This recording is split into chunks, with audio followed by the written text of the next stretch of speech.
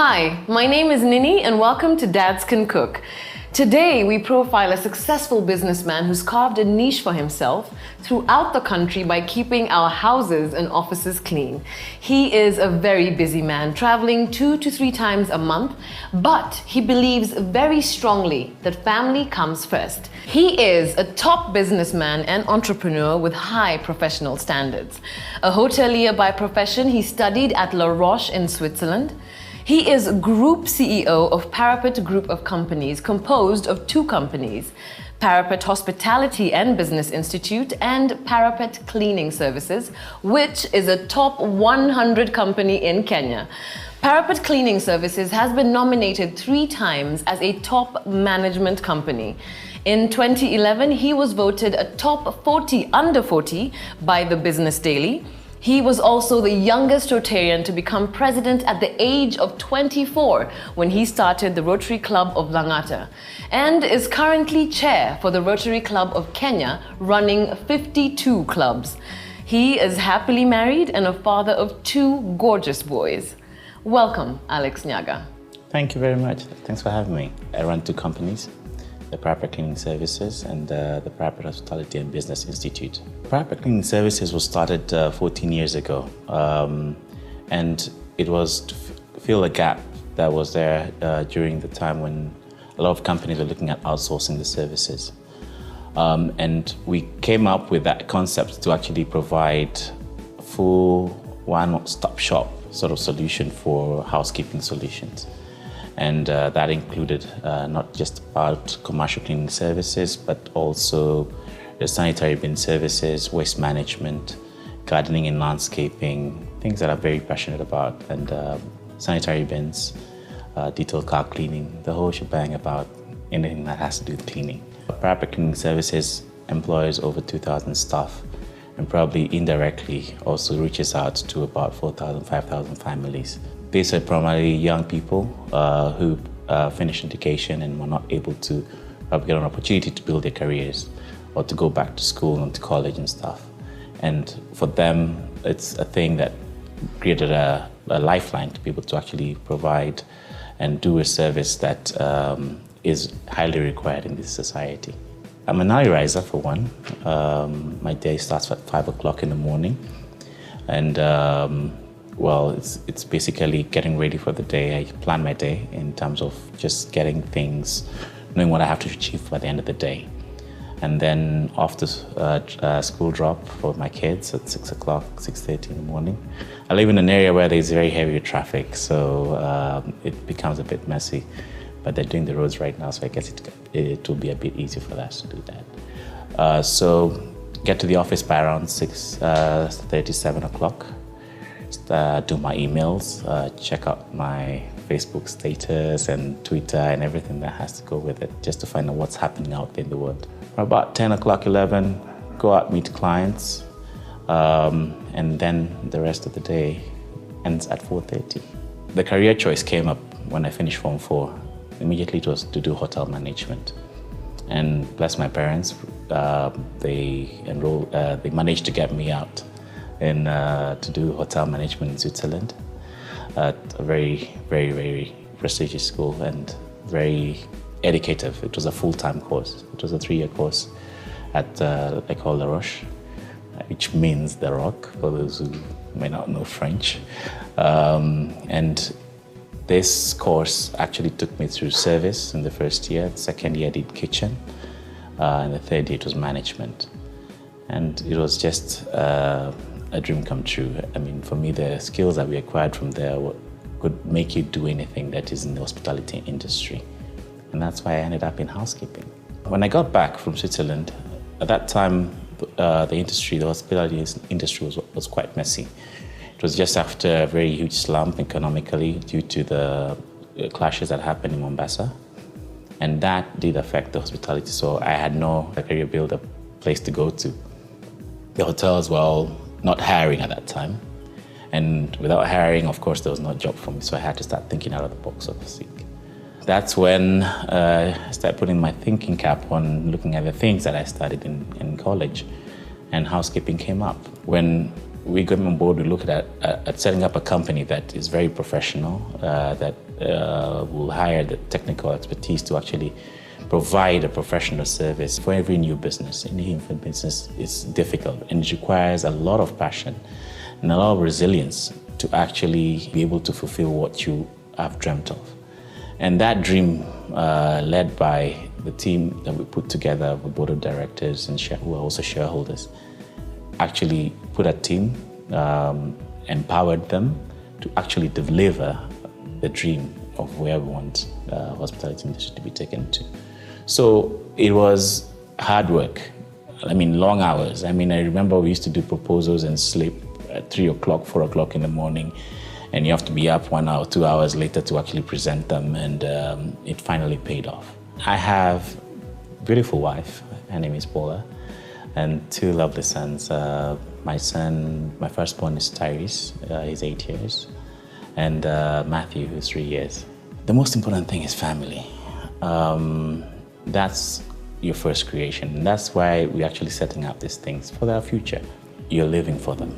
And that alone is what I actually focus on. Every morning, when you get up, you just ask yourself, well, what do you want to do today? And how do you want to do it to be able to ensure that you are creating a future for the people that you're bringing up?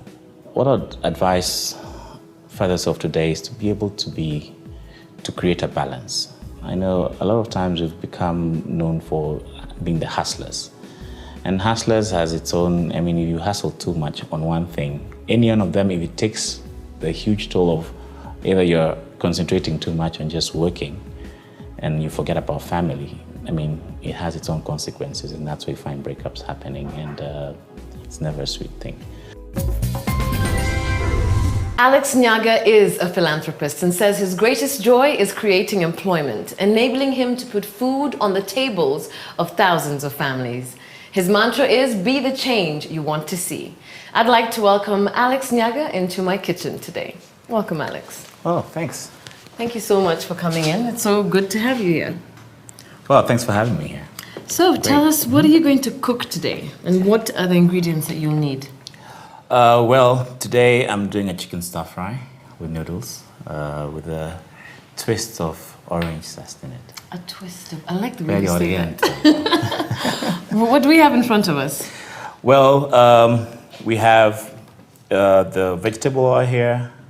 We have some soy sauce, pepper for the garnishing, some orange juice. Freshly squeezed? Freshly squeezed, yes. Not from a packet? No, no. All right. Freshly squeezed always tastes better. Then some onion rings just to fill up the garnishing. Some salt, a little brown sugar for the sweet taste. And orange zest. This is before you cut up the orange, you just grate it. The skin of the orange? Of the orange, yes. It has a lot of flavors in it. And some coriander. And then we have some garlic here. We also have some all-purpose flour just to thicken the sauce when you're cooking. Some bean sprouts, very nutritional. I love bean sprouts. Me too. And noodles, just other minute noodles. And then main ingredient, which is chicken breasts, which have been cut up into strips. And for garnishing as well, some tomatoes. So let's get started. I don't know what you need. You need to mix anything up? The first thing that we do is get the oranges in. And that is juice of one orange? Yeah, juice of one orange. Okay. And a bit of brown sugar, just about 2 teaspoons should be enough. Oh, that's thick, huh? You should be able to work out. And then the lemon zest. You can use your hands as long as they're clean. They're clean. I washed them just before I started. Oh, good. And it's all of it? Okay, not all of it. And the rest of the garlic. So, and a bit of, just a pinch of salt to just add the flavor, and then now we just mix it up. Now, Alex, with your busy schedule, seriously, when do you ever find time to cook for your family? Well, over the weekends. And of course, now it becomes a lazy dad sort of thing where you just do the barbecues and everything. It's always so much easier to just do it when you're chilling, you know? You have a beer in the backyard Yes. and do a barbecue. Brown sugar is dissolved in there? Yes, it is. Okay. Now that's ready. That's now the ready. next So thing, what do we do next? I need us to light up this. Can I do that for you? Yes, please. Thank you. We're always having issues with putting that on. So we'll just put So in is that olive oil or just this is vegetable oil. kawaida vegetable oil? Yeah, quite a vegetable oil. And do you consider yourself like health food freak? Would you opt to eat white meat instead of red meat? Use less oil, use olive oil or other, sunflower oil or something else? I prefer everything that you eat, you have to watch what you eat. So everything that goes in, so when you're choosing the oils or the various ingredients that you're looking at cooking, you always have to look at, okay, how many calories are this? Yeah. I know there's no calculator for it, but No. I'm not that kind of freak. I'm not a health freak, but it's just watching what it is. That you put in. I'm very rare on red meat. In fact, my choice for cooking, I don't like getting red meats out. So even during the barbecues, you can get chicken. You can even do a fish barbecue. Or a fish barbecue. I like white meats. And you still get the same, it's a healthy option then. Put in some, I'm afraid. I don't be afraid. Okay. Yeah, they're all good. Oh, you don't like one at a time. It separates on its own, huh? It separates. It separates on its own. Yeah. Okay. So, Thank you. Do you ever have, like your kids helping you in the kitchen, your wife? yeah, they love it. They love it. Yeah. They can bring them down a bit. So someone is always cutting up stuff for you in the kitchen? Who does that? Normally it's my wife who handles that. And the kids help out with the preparation of the eating area. Setting the table up. putting the plates out. Yeah, so we can now increase this. I'm Bit. trying to figure out your kitchen right here. I know. We should have So just put some medium heat. That's it. medium there. Yeah, that's it. That's good. My little son Matthew, he likes meat so much. He'll leave the noodles and eat the meat alone. He leave the noodles and just eat the. He likes yama. That's a 3-year-old. Yes, that's the 3-year-old. Oh, he must be the cutest. Where did you learn this recipe?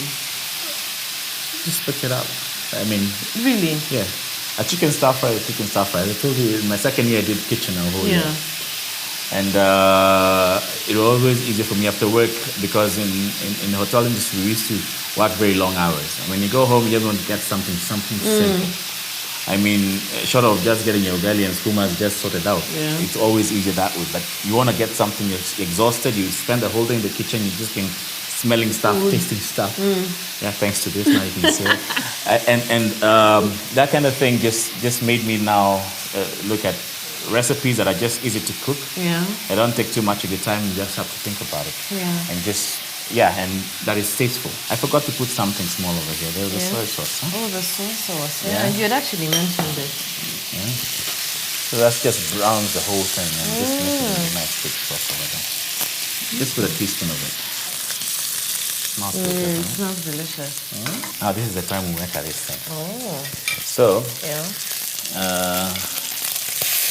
Oh wow. And the heat has to remain high. Yeah. The heat has to always be high throughout this cooking? Okay. Look at that. Oh, it smells good. You see, you have to choose the pot that you use. It has to be a wok. It has to be a wok. That's a non-stick. Yes. Otherwise, this will already be dried by now. And then burnt, exactly. It will burn, yeah. Yeah. So you have to choose Look at how it's turning. It's nice and brown, like a nice brownish orange. Huh? That's from the soy sauce and of course the orange juice. Exactly. So when it's coming to a boil, you start adding the 2 teaspoons of. Okay. Does your wife enjoy your cooking? She does. In fact, it becomes like those things that you look out for. Yeah. As in? Because it doesn't come often. Really? Okay, I can see what you mean by the flour just thickening it. Yeah. The reason that I was asking if you mix it with water is because I always thought you can reduce the fire, Kidogo. You know how you put flour into food and then it forms these lumps? Mm-hmm. How do you avoid that? You put bit by bit and then mix. Another one, you put bit by bit. You cannot be able to put the whole thing. As you saw, I was just doing it with a teaspoon. Oh, so you don't have to, because I would mix mine in water, just because I'm afraid of the lumping effect. It can be thickened because now it's almost ready, actually. Yeah? How was life in Switzerland as a student? Working there, your first job was there in Switzerland, right? Yes. Did you struggle a lot? Did you have to cut costs, budget when it came to food, steal from the hotel you were working at? Now, the good thing about it is that the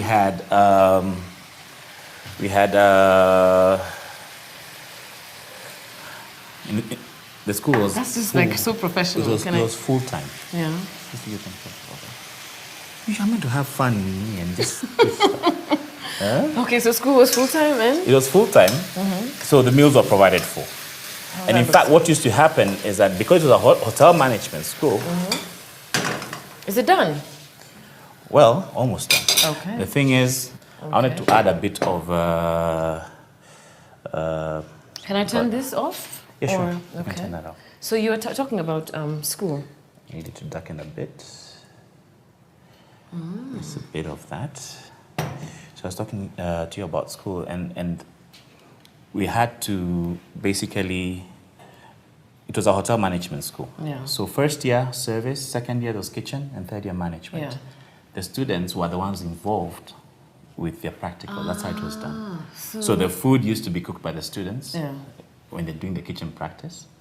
This food used to be served by the students who were doing the service. And eaten by the students eaten by the students who are now... pretending to be clientele. Okay. Exactly. So even we used to have different setups where you could book in an a la carte. They have a setup for a restaurant. So you get the real experience. Yeah. So everything was done by the students. Even there was duty for washing dishes. Okay. So you learned everything on a practical level as opposed to just reading it from the blackboard. Yeah. The whiteboard. Oh, wow. That's amazing. Yeah. So what are we going to do with this? This one, I want us to turn on again. Okay. And then we're back again to... Why did we turn it off? For any specific reason? Just want to talk to you and now look at you and just focus. Oh, focus. What, you can't just time out. I can't, I'm a man. Okay, so I'll just stand here and be quiet. No, please continue talking. I love talking. I said it's a social event, you know? Now, the bean sprouts, why I like the bean sprouts is that they add the nutritional value of this. What nutritional You can already value? smell the nutritional. What nutritional value? What are bean sprouts rich in? Look at it. Oh, wow. I can smell the orange, and it's come out so strong, and the garlic. And the garlic. But do you know what nutritional value bean sprouts have? Yes, a little bit of protein. And for those people who don't like beans, Yeah. This is a very good option. It's a good option for me. And also they're just rapid. Yeah. And bean sprouts, you cook them for a very short time, right? Why is that? Do you know? I'm asking because you're like... Because they're basically, in fact, it's 1 minute. Yeah. Because they're already light, and in fact, if you just put them in and they're used mostly for garnishings. And they're the quickest thing to get ready within less than a minute. Yes. Yeah. So the minute I've just mixed it up, it's already ready. This is boiled. Yeah. We'll put in the noodles, all of them. Noodles. These ones take a minute or so. I know. Do you put salt in them, or it's just... I don't like using salt as Yeah, such. we had the soy sauce. Yeah, we had the soy sauce, which is already... Do you cover it? salted. Yes, please. Okay. Yeah. So once it goes there. And that takes what? Yeah. 2 minutes? This is a 2 minutes thing. And then maybe we'll need a skillet for just draining off the water. And then Okay. we'll do that. Yeah. Fantastic. Tell me one of your funniest experiences in the kitchen, or embarrassing. Embarrassing. Yeah. That's I can't remember. Oh yeah, when I was doing my kitchen internship, in Norfolk, and the chef there, the executive chef, it was my birthday. I was working during my birthday, and I told him it's my birthday today. I wanted to leave today early and stuff like that. They get to make it fine. If it's your birthday, the only condition that we have here is that you have to bake your own cake and serve it to everybody. And this dude had never baked a cake. Oh, God. And no one was there to help me. So I just did my own ingredients of so many things. Then instead of putting sugar, I saw this white stuff and I put it in. Oh, no. The cake got ready to serve and everything. And it was just a very salty cake. Everybody got to enjoy. A cake baked in Magadi water. And I tried to imagine these guys who are trying to pretend that they're enjoying the cake and they're just looking at you like, yeah, this guy cannot, he can't even be in this industry. So is that ready? Yeah, this is is ready. Fantastic. So we'll just get you something to sieve out the water and we can eat? Yes, we can. Thank you so much. A very quick meal, as you can see, and it looks quite sumptuous, I tell you. Keep it right here. We'll be tasting it in just a bit, and I'll tell you how well this dad can cook. Well, we're back, and the kitchen smells simply divine. I can smell that citrus zest, as you explained it to me. Orange zest. Orange zest. Oriental. I think I'm ready to taste it. So, Alex, let's do this. It doesn't get sticky. You know, I don't eat noodles much, so does it get? Yes, it does. It can be a bit sticky. Yeah, like pasta, right? In fact, what happens is that unless you like frying it up. And you wouldn't want to mix it in with a chicken, or you could try that. Now, what happens is that for this, in terms of presentation, I like it separate. But if you really like to, you just actually, once this is ready, you can just throw it in and just mix it up. So presentation is important It's to very you? important to me. Even at home, or Yes. just here? Yes. Really? Because what happens is this, is that you end up appreciating a meal and look forward to eating it when it's just well presented, you know? Yeah, so I'll just put this right here. And I like using, I'm not a fan of tomatoes as such. Cooked, raw? Either. Either. So I just like using them for just small garnishing, you know? So now the next thing, I'll just think about this. My mouth is watering, seriously, so. Just round it off here. Serve a lot. I think you're serving one of your boys, huh? Don't look at me and think I don't eat. I eat. Well, that looks good. Yeah. Yes. So, there's that. The garnishing? Yes. Presentation is very key. Yeah. So while you were doing that kitchen thing, oh, look at that. Some leaves of parsley or dania, right? Could work. And what would be, the accompanying drink for this? White wine, red wine, a glass of juice? What would you serve? Pasta's red wine. Red wine? Yeah, red wine. Even if it's a white meat? Yes, but you get a light-bodied wine. Okay. Yeah. Did you bring a bottle? Should have asked me to bring it up to hand it. Next time I will. There we go. Oh, that looks good. Right. I'm even afraid of destroying it. Alex's Oriental Chicken Stir Fry. Half a glass of freshly squeezed orange juice, 3 large white onions cut into rings, a pinch of salt, 2 teaspoons of brown sugar, 2 teaspoons of grated orange zest, half a bunch of coriander, 2 tablespoons of diced garlic, 2 tablespoons of all-purpose flour, a bunch of bean sprouts, a bowl of noodles, half kg stripped chicken breasts, 2 tomatoes cut into halves, 5 tablespoons of vegetable oil, 3 tablespoons of soy sauce, and black pepper.